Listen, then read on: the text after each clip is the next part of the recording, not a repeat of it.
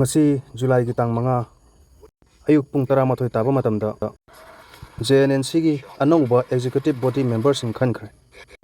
thoram asi kasar gi benakandi da leiba sagapam hemoprabha gi sangai da pangthoki thoram asi JNNC gi president Saram Herajit Singhana mifam mapu oiduna annual general body mifam pangthokkibaga loinana chahi ani pugadaba JNNC gi executive body members singsu yetnaba leitana khankhre khallaba JNNC gi members sing adudi president da Saram Herajit Singha vice president da Jensen Rongmai general secretary da Sagapam Nilima Devi finance secretary da KS Rohit Singha aduga executive member oina L Pritam Singha W Priyojit Singha amadi NG Raghumani Singha bu yetnaba leitana khankhre mifamna nauna khallaba sing kudaktagi pham pubagi ayaba piki ngasigi mifamna advisor hapagi pham mathangi mifamda khanaraga hapa haina su khanaki paine rosina noi da haida mana akogi daily news ne waki akogi committee sigi chairman means president haitare ko aduga mana mo koisina akogi daily news ne waki mo editor in chief means kari mako mana ko ai matham to ge committee yoda next ta akogi noi da ka tlang mai asing bi Jensen Rongmai haitare ko lora ba Jensen Rongmai haitare mana mu akogi daily news ne waki mo sub editor oiba aduga mu committee na vice president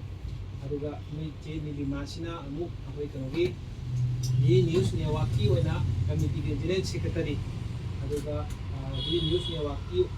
pawi oina di mana mu editor oiba so di manipuronggi ko next ta amu akogi singdi open haitare ko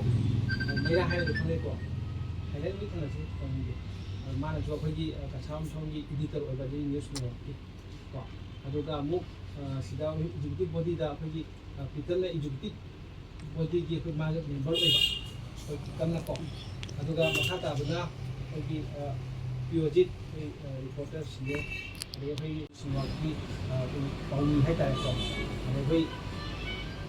atona hemoprabha su akhoi anchor pawba press paw tuma lo chale aduga akhoi anobada haitare ko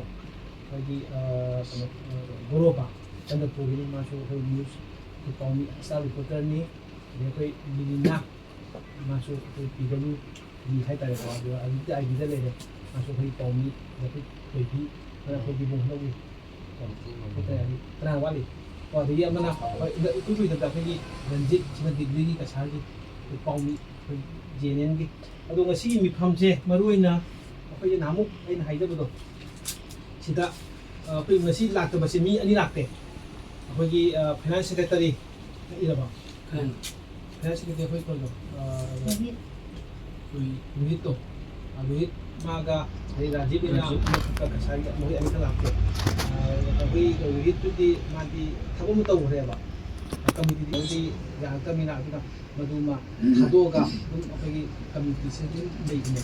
Rohit su thabo mai dong ka thabo hangjaba adu dum jawba committee ni jawba du masu lakte do chuti de pigi dem tau wa tane ba ko ado ngasi maruina khana bisirane akhoi mi se ko ai ta ai to ye akhoi 20 kada November gi akhoi Hira Jiroi da kasang yupam da 2011 November 2023 da phong gi dum ba da mi je president na Hira Jit leire vice president noi da ka chana leire je secretary na noi che ni lima leire na secretary na Rohit leire adu executive member sina adu Pritam leire ko adu ni adu maruina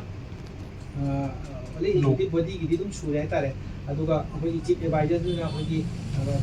BJP gi Congress ki general secretary haitare BJP ki general secretary case na oibne ko si matang jo hape khana si ko ado hauji sigi mifam haitare mifam sigi akhoi gi reform tawba haibne ko reform tawba means akhoi ni sida dum kitang kare hani chalai da dum ni se lit point uba aduga khara dum safar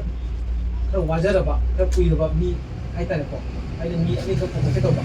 akhoi Priyojit ka akhoi gorobaga masije akhoi executive body da hapada mayam gi mo logi tawba atai di lena silloy ko aina jonita ri tanam haiba ko ma tu ko gi ni na ko ma do chala roy na ha di ko ma tu da ni ma ꯑꯗꯣ ꯀꯔꯤ ꯃꯌꯥꯝꯒꯤ ꯀꯔꯤ ꯃꯣꯠ ꯂꯩ ꯑꯩꯈꯣꯏ ꯄꯤꯌꯣꯟꯖꯤꯠꯀ ꯑꯩꯈꯣꯏ ꯒꯣꯔꯣꯕꯒ ꯍꯧꯖꯤꯛꯀꯤ body ꯖꯤꯗꯤ ꯅ꯭ꯌꯨꯁ ꯅꯦꯠꯋꯥꯔꯛ ꯀꯃꯤꯇꯤꯒꯤꯅꯤꯀꯣ ꯀꯩꯅꯣꯗꯤ ꯃꯣꯏꯁꯦ ꯅꯤꯄꯥ ꯃꯆꯥꯁꯨ ꯑꯣꯏꯔꯦ ꯑꯗꯨꯒ ꯍꯦꯛꯇ ꯋꯥꯖꯔꯕ ꯑꯗꯩ ꯑꯩꯈꯣꯏ ꯒꯣꯔꯣꯕꯁꯤ ꯑꯩꯁꯨ ꯊꯨꯡꯊꯅꯔꯦ ꯑꯗꯨꯁꯨ ꯃꯣꯏꯁꯦ ꯑꯗꯨꯝ ꯃꯇꯤꯛ ꯆꯥꯏ ꯍꯥꯏꯅ ꯈꯟꯕ ꯍꯥꯏꯇꯥꯔꯦ